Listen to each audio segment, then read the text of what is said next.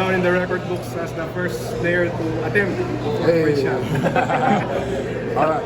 I like that. That's cool. Cy Young, I didn't make it, but at the same time, I'm super happy for my teammate Chris, who was able to knock that down. It's an exciting time for Philippine basketball, and it was nice that the crowd really got to enjoy that today. Every time someone was either lined up or was going to take that shot, you can definitely see the crowd really getting into it, and they seem to really enjoy it. So again, we're here to play for them, and that's an aspect of the game that's new, and they seem to respond to it pretty well. And it's going to be interesting to see how this plays out over the next year or so. But so far, good reactions, and it's been fun to play that and to understand that that's a crucial part of the game, in which you kind of saw at the end of the game that there was an opportunity in a normal situation where we could foul, but just him being behind that line and the possibility of fouling on a 4-point shot that definitely changes the game a bit. So it's something that all teams are going to have to be aware of, but nonetheless, it was an exciting moment for Philippine basketball, and I'm happy that we're the first ones to innovate and change the game. How about your team? I think your team shot 40% from four-point range. Jolo made some shots as well. Yeah, Jolo played huge for us, man. That kid worked so hard, and it's nice to see him have some shots go in. That's something that we all see on a daily basis. That kid can really shoot. For him to do it in this game, it was a big game changer for us, and he shifted the momentum for us. So definitely, Jolo deserves the credit.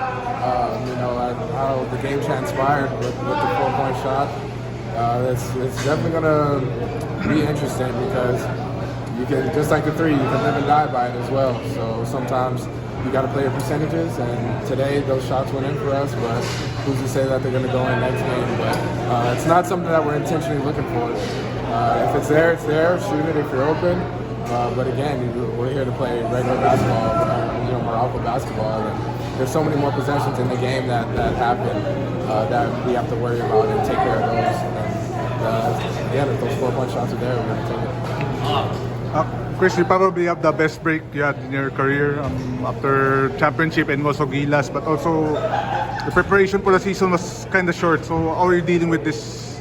Yeah, it's a bit short for me, dragging out the last season all the way to the finals, and then of course the OQT, and it's such a short preparation for me. But nonetheless, that's what I'm here for. I'm here to play basketball. I'm here to offer my services to the organization of Morocco, to the country, whenever the time comes. And I understand how short a basketball career can be. So even though I don't get the rest now, I'm doing what I can to make sure that I don't get injured. I avoid injuries, and I make sure I do my therapy and take care of my body to avoid injuries, just so I can be available. But I've seen a lot of guys play and retire, and once you retire, that's it. So I definitely want to give it my all while I can, and not take any moment or any day for granted. So I didn't get much rest, but I can rest when I'm dead. Probably your team has a little bit of championship hangover, but Chris mentioned that you meant to tell the team that it's important that you guys empty the tank. Yeah, that's something that I did mention to the team before we got started. Is whenever you put so much energy and effort into getting that championship, of course you're hungry for it because we haven't had one. But I was telling them the rules of nature go. Once that lion has had his meal, he's going to go to sleep, and he's not as hungry and eager to get his next meal. So one thing I told the guys is to try to reverse nature and try to empty your stomach, because we have to have the same hunger that we had before we won the championship.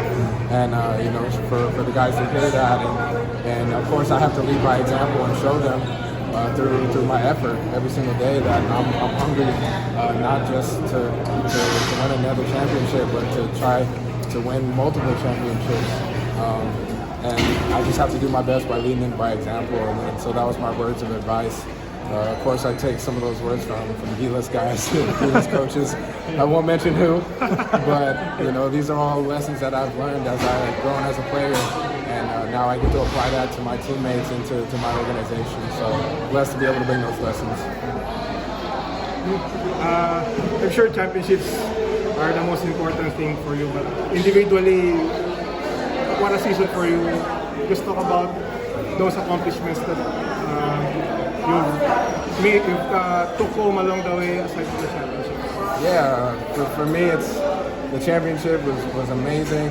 Yes, I have individual awards, but to me, the greatest feeling that I got is seeing my teammates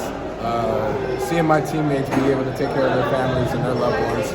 That's what means the most to me, because I know what those guys are playing for. I know who they're doing it for, and I know everybody in that locker room personally. And for us to win that championship, I know what it would do for them more than it would do for me. So. Yes, that was a great team accomplishment for us, for you, AB, for the organization of Morocco to get that first championship is such a blessing. And you know, for me to get the recognition throughout it all, it definitely shows that I'm doing the right thing.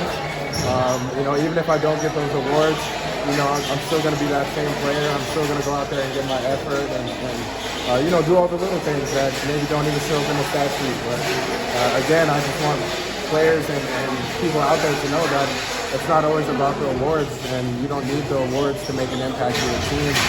You can still make a great impact and be a great person and be a great basketball player without the awards. So don't let the awards distract you from what's really important, which is ultimately becoming the best player you can be, and you know, providing your basketball skills, you know, for whatever team that you play for. And I think that's the aspect of basketball that I love the most, is the team aspect and getting to share my awards with all of them, because it's definitely, I wouldn't have those without them.